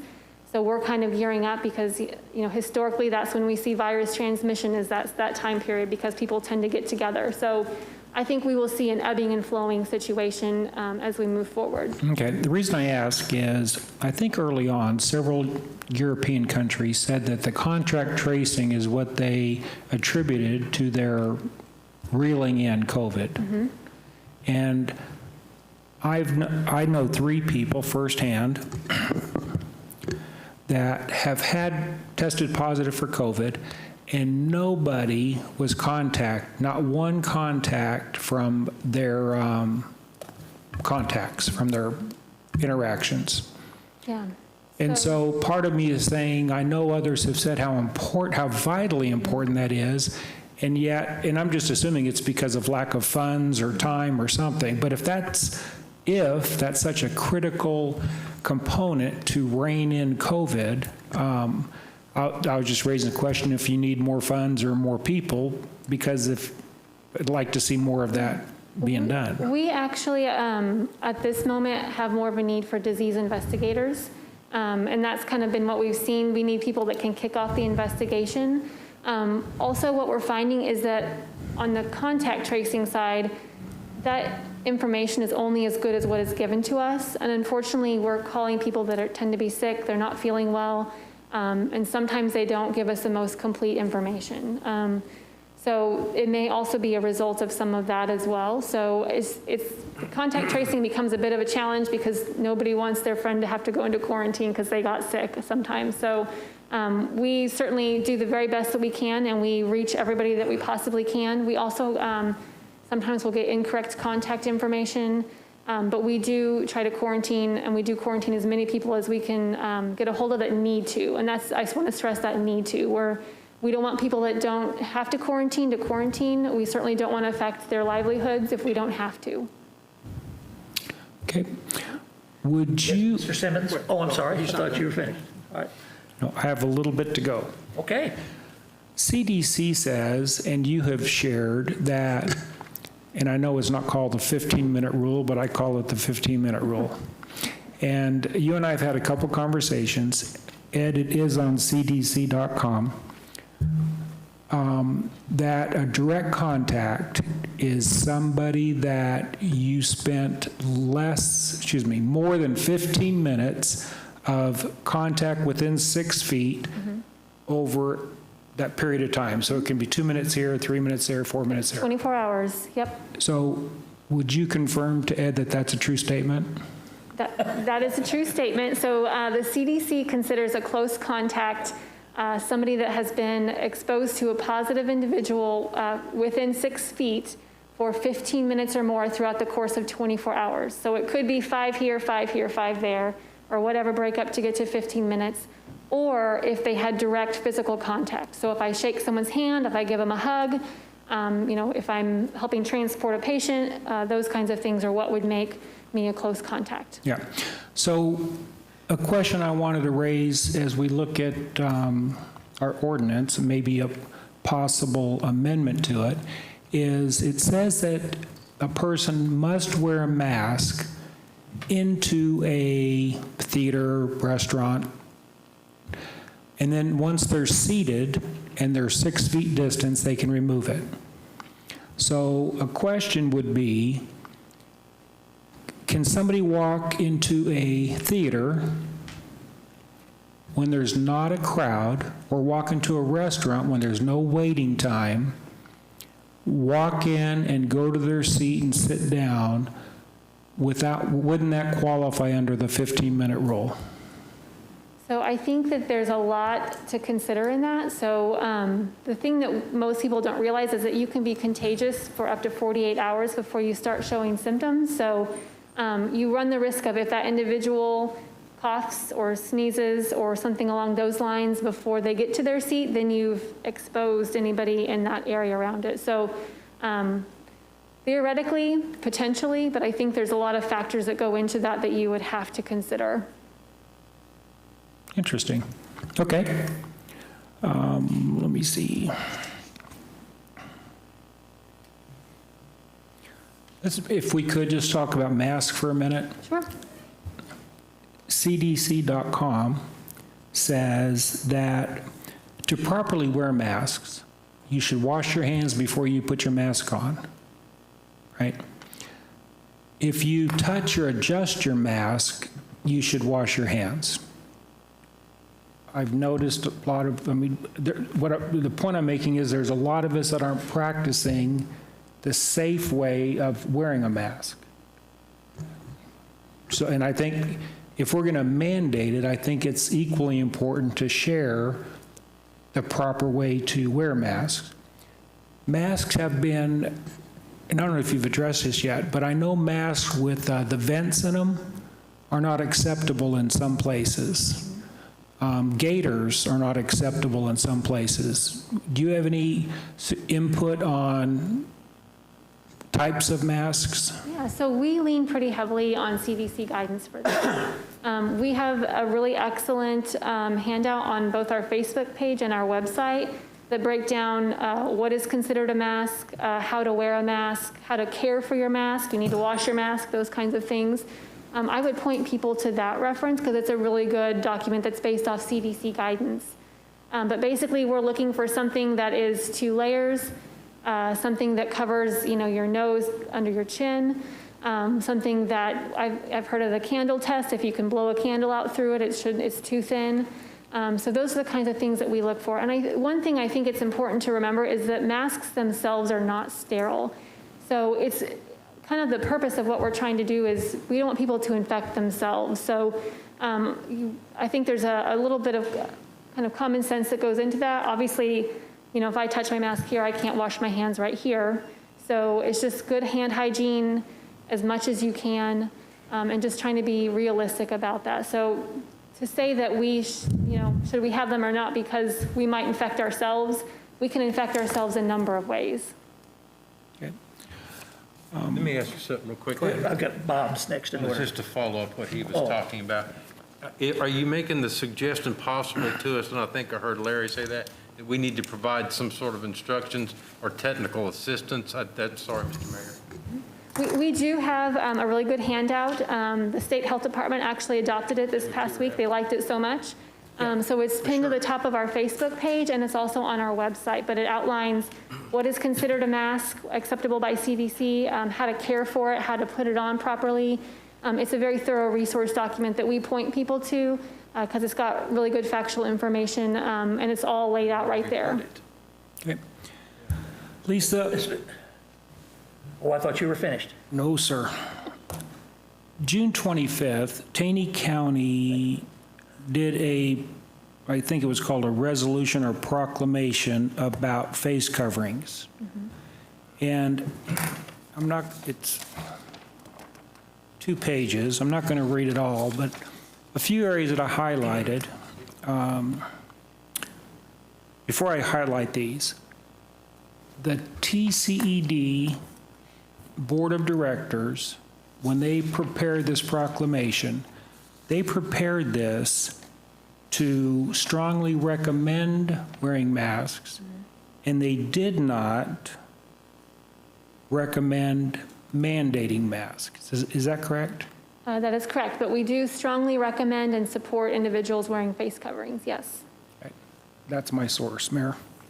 So based on that, the questions really are, why wouldn't, Taney County Health is the medical experts, right? We're just a bunch of aldermen.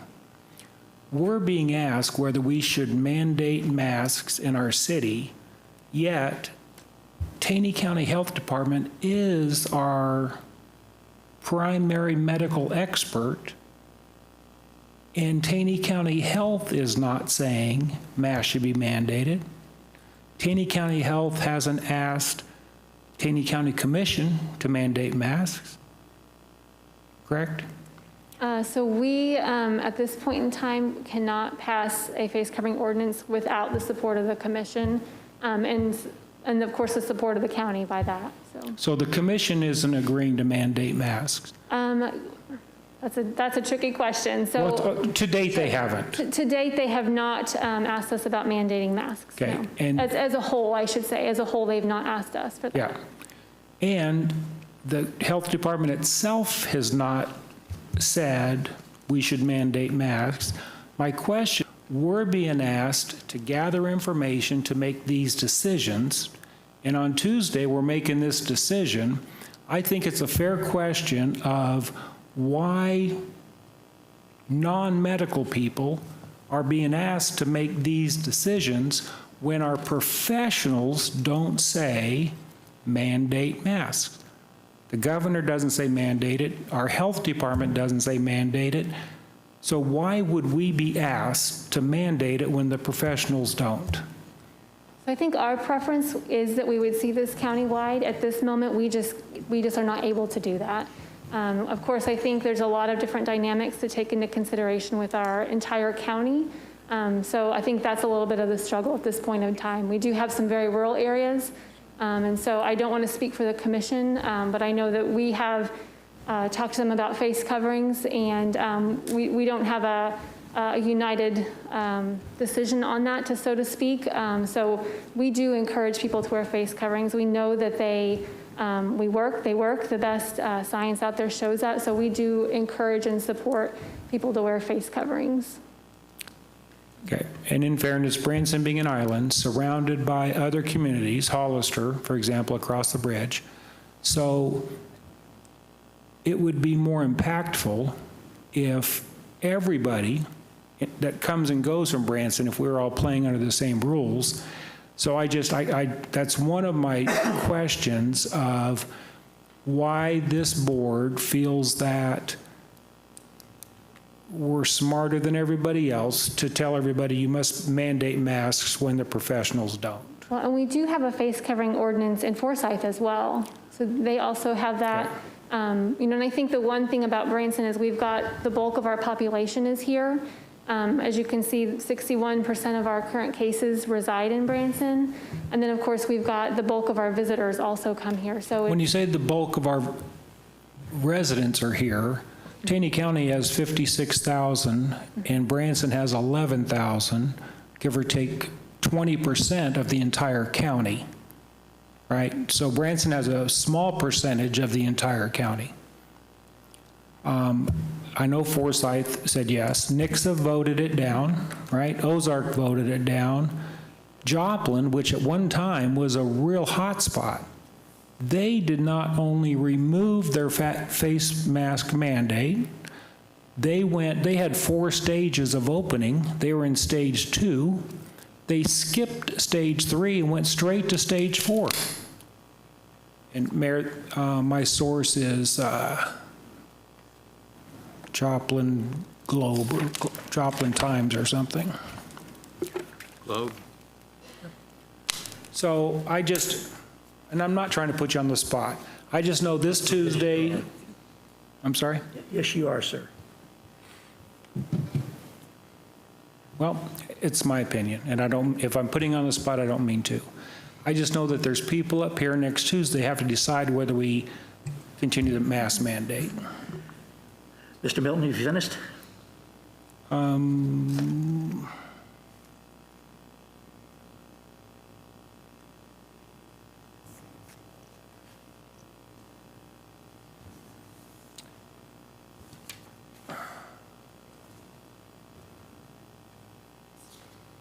Yeah, I had something sent to me with a whole bunch of signatures on it, but maybe I'll save that for Tuesday. All right, time to hear from another alderman, Mr. Simmons.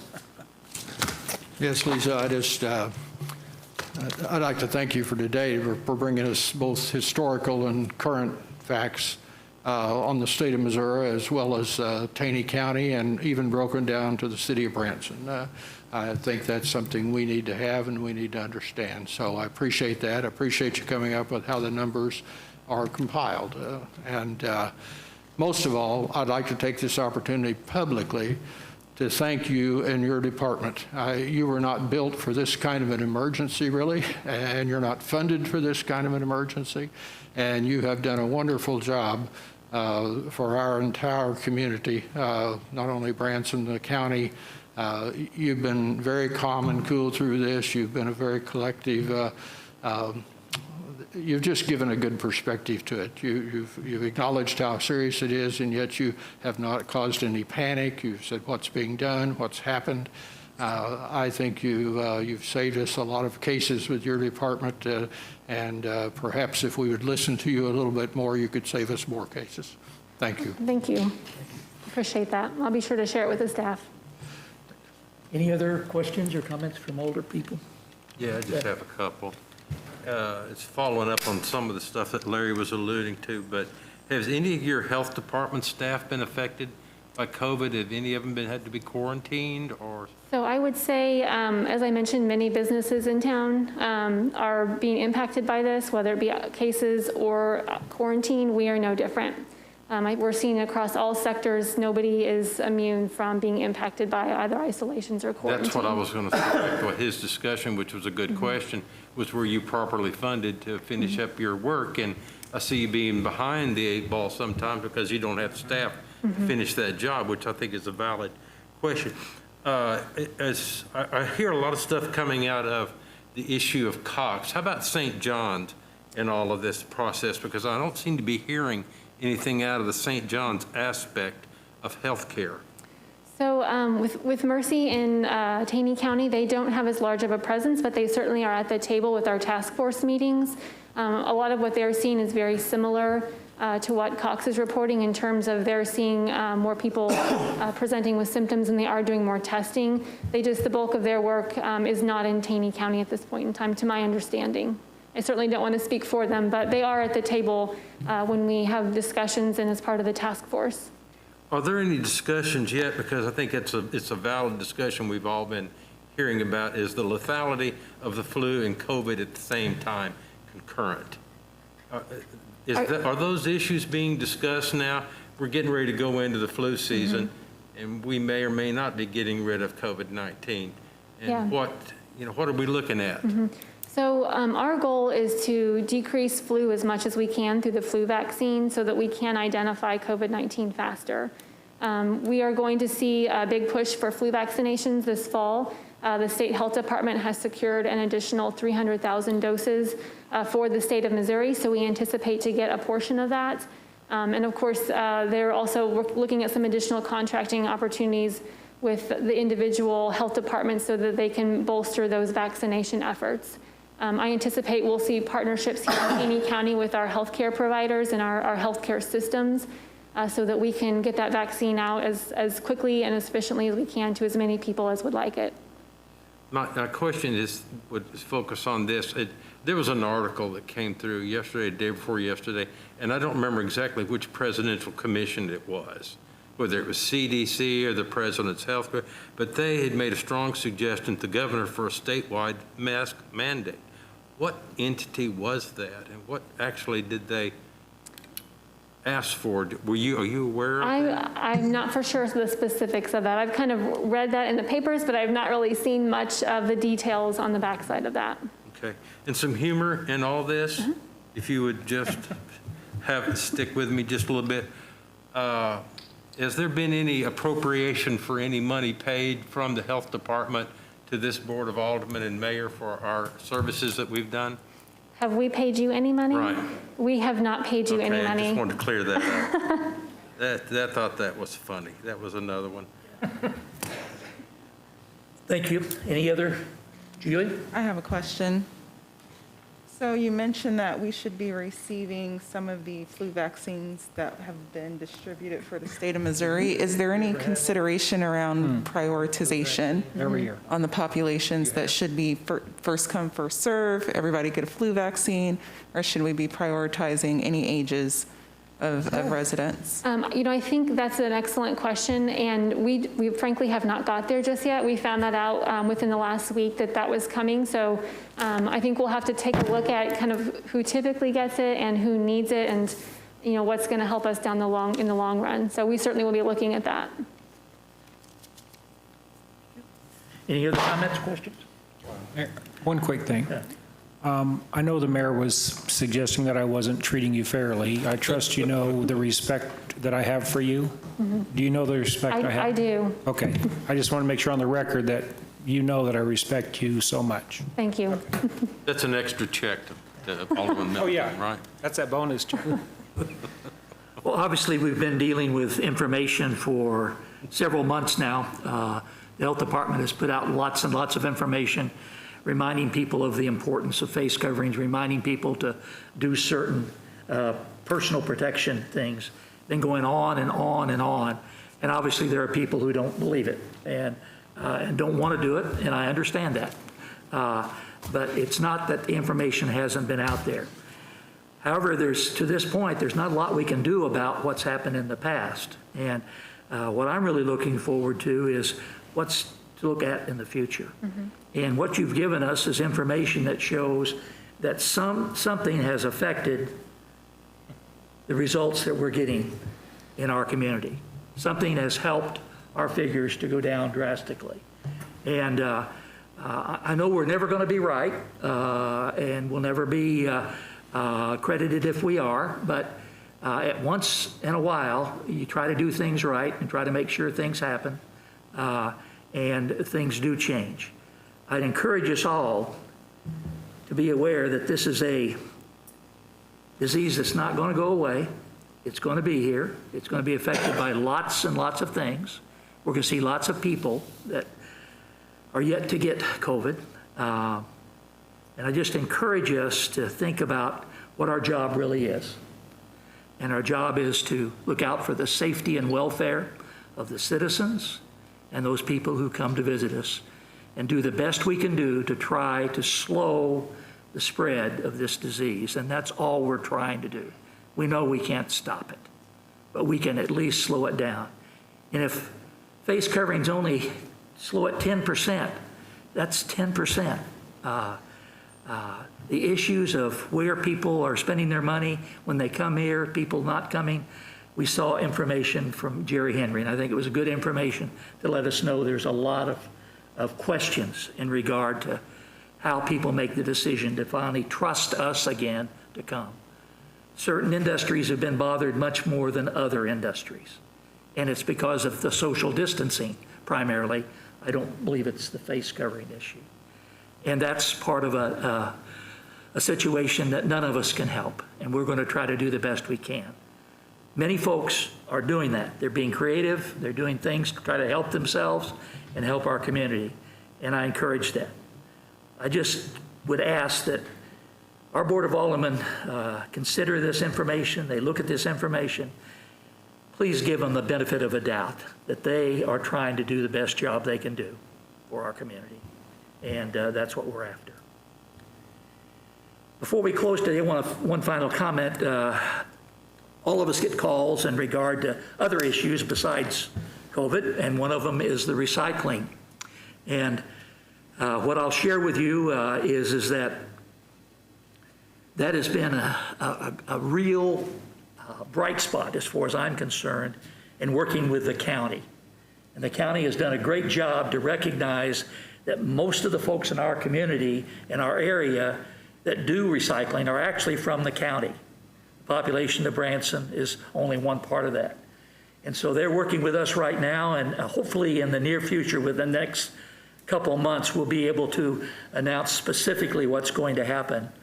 But we're working with them to have them set up their site and their location.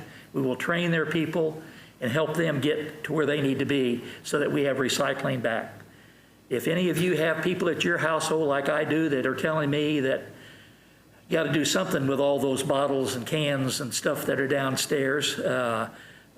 It's an important issue, but I just want to give you an update, make it a public update in regard to the fact that these aldermen said that we need to be able to figure out a way to do recycling, and that's what's happening. And we will see that plan here in the near future. Any other comments coming before Board of Aldermen in this study session? All right. Take a motion to adjourn. So move. Second. Motion and a second. Call for the vote. You want to take a poll or, okay? All in favor say aye. Aye. All opposed say no. I think the ayes have it. The ayes. Time adjourned. The ayes have it.